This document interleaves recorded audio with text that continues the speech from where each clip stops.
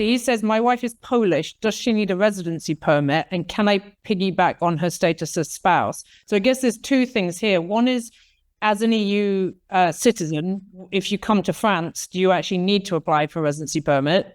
Or do you just show up? And then secondly, we mentioned it a little bit before, but perhaps you can go into a little bit more detail on what the process is now then for somebody coming along with their EU spouse. So both are completely linked, actually. It's a very good analysis of whoever, I forget the name of the person that's written this question, but the truth of the matter is not many people know it, but we've been subject to it recently, and that we've noticed that this works well.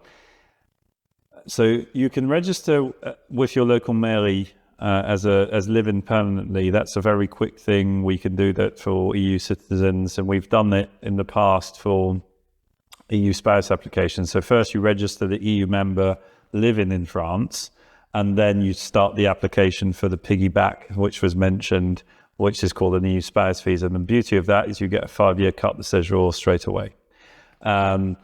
The problem with that is sometimes the time. And so you need to make sure you're going to do that. You don't need to leave France really for a period of, I would say, nearly 180 days, because there's probably quite a delay in that period of time. It doesn't mean you can't stay in France whilst the application is progressed. It just means that you wouldn't be able to leave and come back. So that's why I used to push for long stay visitor visas. Now they're not being allowed because there's probably too many requests.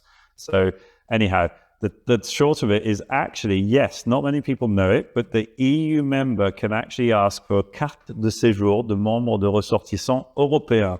So you can actually ask for, you can ask for, catchy one, yeah. So the CDC for an EU, that's the shortened version for an EU citizen. And that then is a really good step to then apply for the equivalent for the spouse.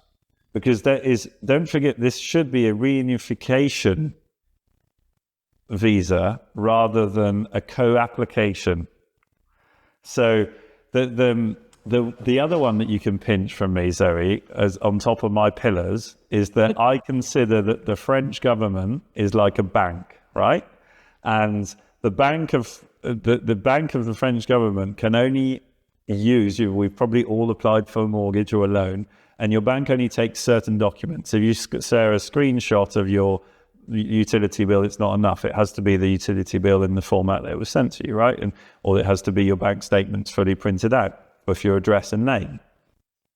Well, the French government, when they're processing data, if you bring them translated documents and things from other countries, well, this is just a French thing. It's like, well, yeah, we don't really know this. This is a bit foreign. Maybe I'm being a bit kind of dramatic or caricatural over this, but I think it's true. But if you come with a French document, with a French address, with a French tax return, with a French driver's license, with everything else French, well, it's easy for them to process. They know these documents, and you're putting as much chance on your behalf. So whilst there is a double charge, which one of those things is not mandatory, as Fabien mentioned, considering your healthcare is really important here, because Fabien can also offer temporary solutions for EU members.